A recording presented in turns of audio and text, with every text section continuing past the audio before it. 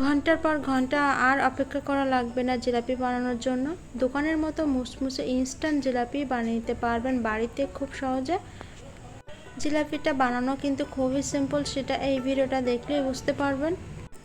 জিলাপিগুলো পারফেক্টভাবে বানাতে সাথে থাকছে অনেকগুলো টিপস অ্যান্ড ট্রিক্স। আসসালামু আলাইকুম, সবাইকে আবারও অনেক অনেক শুভেচ্ছা জানিয়ে শুরু করছে আজকের রেসিপি।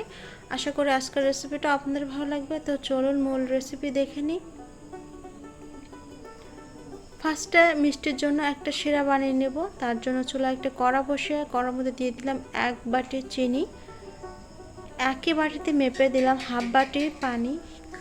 তার সাথে দিয়ে দিলাম 2টা এলাচ। চিনিটা সম্পূর্ণ গলে আসা পর্যন্ত অপেক্ষা করবো। তো দেখুন এখানে চিনির শিরাটা কিন্তু ফুটতে শুরু করছে।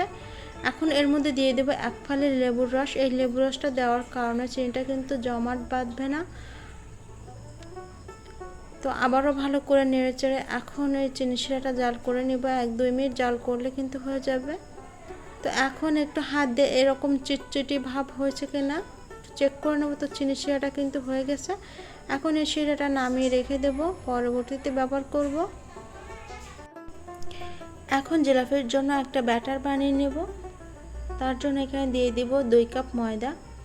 তো ময়দাটা অবশ্যই কিন্তু চেলে নিতে হবে। ফার্স্টে 1 কাপ ময়দা এখানে চেলে নিচ্ছি।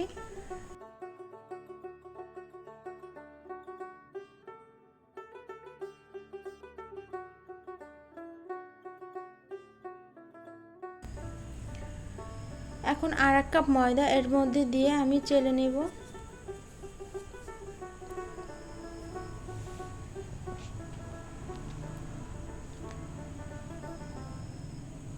এখন দিয়ে দিচ্ছি স্বাদ মতো লবণ। এখন দিয়ে দিচ্ছি হাফ টেবিল চামচের একটু বেশি বেকিং সোডা। অবশ্যই এখানে বেকিং সোডাটা ব্যবহার করতে হবে, বেকিং পাউডারটা কিন্তু দেওয়া যাবে না। আর বেকিং সোডাটা ভালো মানেরটাই নিতে হবে, তাহলে জিলাপিগুলো পারফেক্টভাবে কিন্তু ফুলবে। এখন দিয়ে দিলাম 1 টেবিল চামচ সয়াবিন তেল। তো তারপর এখানে দিয়ে দেব লেবুর রস। দোকানের জিলাপিগুলো খেতে কিন্তু একটু টক টক টাইপের হয়, তো আমি এখানে দিয়ে দেব লেবুর রস। আপনাদের বাসায় যদি ভিনিগার থাকে তাহলে 1 টেবিল চামচ ভিনিগার দিবেন।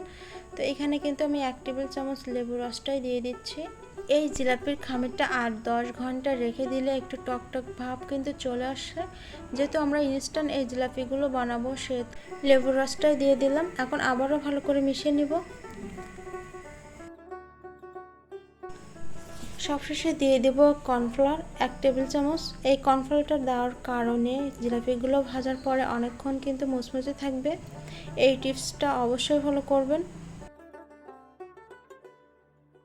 মিশানো হয়ে গেছে। এখন এর মধ্যে নর্মাল পানি দিয়ে একটা ঘন ব্যাটার বানিয়ে নেব। তার জন্য অল্প অল্প পানি অ্যাড করতে হবে, একবারে কিন্তু পানিটা দেওয়া যাবে না, তাহলে ব্যাটারটা স্মুথ হবে না। আমি যেভাবে পানিটা মেশাচ্ছি ঠিক আপনারাও সেভাবে করে দিবেন, তাহলে আপনাদের জিলাপিগুলো একদম পারফেক্ট হবে। ভিডিওতে দেখা সবগুলো প্রসেস যদি আপনি ঠিকঠাক মতো করতে পারেন তাহলে কিন্তু এই জিলাপিগুলো একদম পারফেক্টভাবে বানিয়ে নিতে পারবেন। তো এইভাবে করে এখন এই ব্যাটারটা ফাটিয়ে নেব 8 থেকে 10 মিনিটের মতো। তো 10 মিনিট ফাটানোর পরে এই ব্যাটারটা দেখবেন একদম স্মুথ হয়ে গেছে। ব্যাটারের থিকনেসটা ঠিক এমন হতে হবে। তো দেখুন উপর থেকে ছেড়ে দিলে কিন্তু মিশে যাচ্ছে না। এই জিলাপি বানানোর জন্য ব্যাটারটা একদম রেডি। তো চলুন একটা টিপস আপনাদের শিখিয়ে দিই, খাবার সোডা কীভাবে ভালো আছে বুঝবেন সেটা। তো এখানে 1 টেবিল চামচ খাবার সোডা নিয়েছি, তার সাথে দিয়ে দিচ্ছি 1 ফালি লেবুর রস। তো লেবুর রসটা দেওয়ার পরে যদি এই সোডাটার উপরে ফেনা উঠে যায় তাহলে বুঝবেন সোডাটা একদম পারফেক্ট আছে, এটা দিয়ে কিন্তু জিলাপি বানানো যাবে। এখানে কিন্তু সোডাটা ফেনা উঠছে, তার মানে সোডাটা একদম পারফেক্ট। জিলাপির শেপ দেওয়ার জন্য এখানে আমি একটা পাইপিং ব্যাগ ব্যবহার করব। আপনারা চাইলে প্লাস্টিকের বোতল বা লবণের প্যাকেটটাও ব্যবহার করতে পারেন। তো এখানে একটা মগের ভিতরে পাইপিং ব্যাগটা রেখে এর মধ্যে ঢেলে দেব জিলাপির ব্যাটারটা।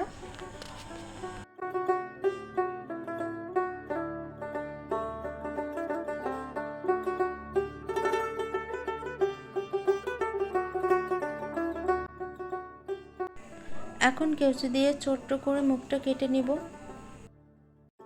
চুলা আগে থেকে প্যানে তেল বসিয়ে রাখছিলাম, তেলটা কিন্তু ভালো মতো গরম করে এর মধ্যে জিলাপির শেপটা দিয়ে নিব। তেলটা কিন্তু কড়া থেকে 1 ইঞ্চি উপর রাখতে হবে, এর বেশি কিন্তু তেল দিলে জিলাপির শেপটা দেওয়া যাবে না।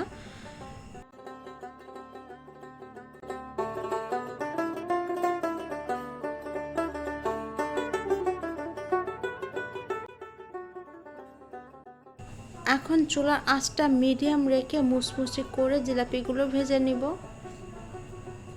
চুলার আঁচটা কিন্তু হাই করা যাবে না, তাহলে চিনি শিরা দেওয়ার পরে বেশিক্ষণ কিন্তু মুচমুচে থাকবে না। মিডিয়াম আঁচে এই জিলাপিগুলো মুচমুচে করে ভেজে নিতে হবে। জিলাপিগুলো ভাজতে আমার 5 থেকে 7 মিনিট সময় লাগছে। একটু সময় নিয়ে এই জিলাপিগুলো ভেজে নেবেন। তো জিলাপি কালারটা কিন্তু চলে আসছে। এখন এই জিলাপিগুলো তেল ঝরিয়ে উঠিয়ে নিব।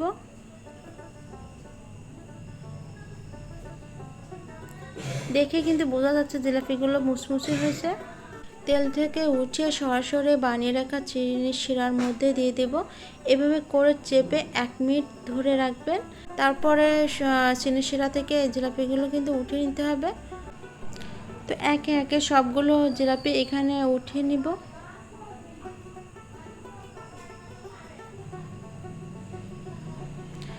সেম প্রসেসে বাকি জিলাপিগুলো কিন্তু বানিয়ে নিয়েছি। জিলাপিগুলো ভাজার পর চিনি শিরার মধ্যে দিয়ে দিতে হবে। 1-2 মিনিট রেখে উঠিয়ে নিলে হয়ে যাবে দারুণ রসালো মুচমুচে এই জিলাপিগুলো। খেতে কিন্তু অসম্ভব মজার হয়। একটা জিলাপি ভেঙে দেখিয়ে দিচ্ছি ভেতরটা ঠিক কেমন হয়েছে। তো দেখুন কতটা মুচমুচে, ভিতরে কিন্তু একদম রসালো। বাসায় একবার হলো এই রেসিপিটা ট্রাই করবেন। আর রেসিপিটা ভালো লাগলে চ্যানেলের সাথে থাকবেন। আজকের মতো এখানে বিদায় নিচ্ছি। সবাই ভালো থাকবেন, সুস্থ থাকবেন। আল্লাহ হাফেজ।